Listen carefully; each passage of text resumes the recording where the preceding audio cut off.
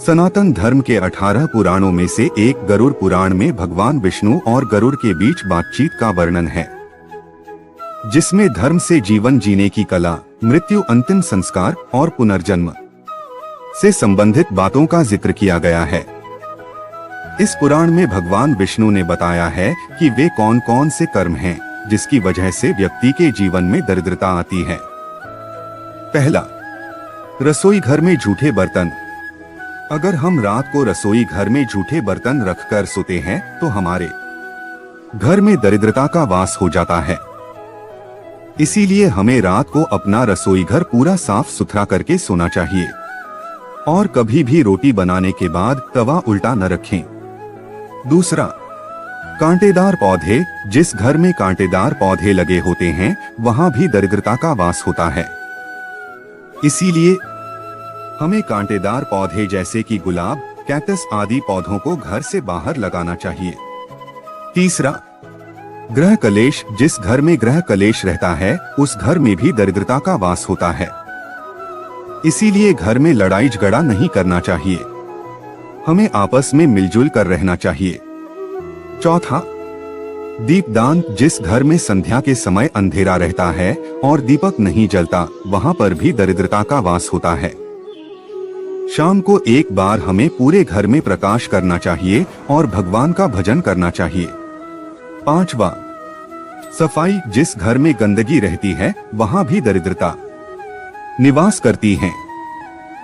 इसलिए अपने घर में पूर्णतया सफाई रखनी चाहिए और कहीं भी जाले इत्यादि नहीं लगने देने चाहिए। छठा, मैले वस्त्र धारण करना। गरुड़ पुराण के अनुसार जो लोग मैले वस्त्र यानी गंदे कपड़े पहनते हैं, धन की देवी लक्ष्मी उन्हें त्याग देती हैं। इसलिए हमें प्रतिदिन स्नान करके सदैव स्वच्छ वस्त्र धारण करने चाहिए। स्वच्छ रहने वाले पर मां महालक्ष्मी की कृपा हमेशा बनी रहती है। सातवां, साफ सुथरा मंदिर। जिस घर में पूजा का स्थान साफ सुथरा नहीं होता वहां भी दरिद्रता वास करती है। इसीलिए हमें अपने पूजा स्थल को हमेशा साफ सुथरा रखना चाहिए। आठवां, सूर्य निकलने के बाद उठना। जो लोग सूर्य निकलने के बाद उठते हैं वहां भी दरिद्रता वास करती है। इसीलिए हमें प्रातः काल उठना चाहिए, क्योंकि देर से उठने पर माता लक्ष्मी हमसे रूठ जाती हैं। नौवां, सूर्यास्त के समय भोजन। जब सूरज ढलने को हो या कहे दिन और रात के ठीक बीच का समय, तो याद रखें इस समय कभी भोजन न करें। साफ शब्दों में कहा जाए तो भोजन या तो 5:30 से पहले करें या फिर 7 बजे के बाद। 10वां, गरुड़ पुराण के अनुसार जो व्यक्ति स्वभाव से आलोचक हो, अर्थात वो हमेशा किसी दूसरे व्यक्ति की कमियां निकालता हो और दूसरों के बारे में बुरा बोलता हो, माता लक्ष्मी उससे नाराज हो जाती हैं। दूसरों पर बेवजह चीखने चिल्लाने या गुस्सा होने का स्वभाव हो तो इससे भी जीवन में दरिद्रता आती है। आइए बात करते हैं दरिद्रता के मूल कारण का। वैष्णव साहित्य के अनुसार अलक्ष्मी जो दुर्भाग्य और दरिद्रता की देवी हैं, को लक्ष्मी जी की जुड़वा बहन बताया गया है। हम सब यह तो अच्छे से जानते हैं कि लक्ष्मी जी समुद्र मंथन से प्रकट हुई थीं, पर यह बहुत कम लोगों को डोट ही मालूम होगा कि लक्ष्मी जी के साथ एक देवी और प्रकट हुई थी जिनको हम अलक्ष्मी के नाम से जानते हैं। लक्ष्मी धन, ऐश्वर्य, सुख समृद्धि की देवी हैं और अलक्ष्मी दरिद्रता, चरित्रहीनता, दुर्भाग्य, दुख की देवी है।